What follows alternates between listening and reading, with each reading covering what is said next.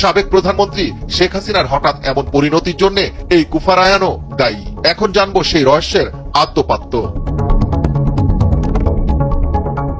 কুফা রায়হানের গল্পটা শুরু হয় 2010 সালে। তিনি মূলত আর্জেন্টিনা দলের একজন ডাইহার্ড ভক্ত। এক ভিডিও বার্তায় তিনি জানিয়েছিলেন, যতবার আর্জেন্টিনাকে অভিনন্দন জানিয়ে ফেসবুকে পোস্ট করেছেন, ততবারই তার প্রিয় দল আর্জেন্টিনা সেই ম্যাচে হেরেছে। তার এই স্ট্যাটাস একসময় মানুষের দৃষ্টি আকর্ষণ করে। ফুটবলের বাইরে ধীরে ধীরে দেশের প্রেক্ষাপটেও আলোচনায় আসে কুফা খ্যাত এই রায়হান। অনেকে মনে করেন শেখ হাসিনার পদত্যাগের জন্য এই কুফা রায়হানও দায়ী। এর আগে দেশের মেট্রো রেল চালু হওয়ার পর গত 5 জুন কুফা রায়হান মেট্রো রেল ভ্রমণ করেন আর তার ফেসবুক প্রোফাইলে মেট্রো রেলের জন্য শুভকামনা জানিয়ে একটি পোস্ট করেন। তখন অনেকে মনে করেন তার এই কুফা হয়তো আর কাজে লাগবে না, কিন্তু কোটা আন্দোলনে মিরপুর 10-এ মেট্রো রেল স্টেশন জনতার আক্রমণের পরই ফের তুমুল আলোচনায় আসেন কুফা রায়হান। তার কুফার যে তীব্রতা, সেটাকে সবাই এখন নিরেট বাস্তবতা বলে ধরে নিয়েছেন। বিনোদনের উদ্দেশ্যে শুধু আমি শুভকামনা দিয়েছি, আমি কখনোই ভাবি নাই যে মেট্রো রেল এভাবে ধ্বংস হয়ে যাবে। এরপর থেকে রায়হান তার অপছন্দের বিভিন্ন ব্যক্তি ও সংগঠন নিয়ে সোশ্যাল মিডিয়ায় শুভকামনা দেওয়া শুরু করেন।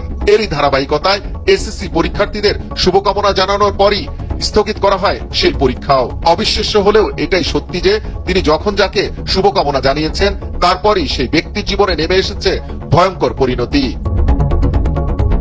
সোশ্যাল মিডিয়ায় তিনি আওয়ামী লীগের সাধারণ সম্পাদক ওবায়দুল কাদেরকে নিয়ে শুভকামনা জানিয়ে পোস্ট করার পর তিনি ছাত্রলীগের রসানলে পড়েন।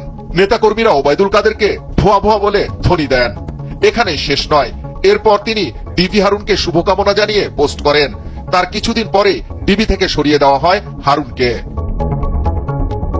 সর্বশেষ কুফা রায়হান সাবেক প্রধানমন্ত্রী শেখ হাসিনাকে নিয়ে মন থেকে শুভকামনা জানিয়ে সোশ্যাল মিডিয়ায় পোস্ট করেন। অবশেষে সবাই ভেবেছিলেন এবার হয়তো কুফা রায়হানের দিন শেষ হবে, কারণ আওয়ামী লীগ সরকারের পতনটা সেই মুহূর্তে একেবারে অসম্ভব ছিল।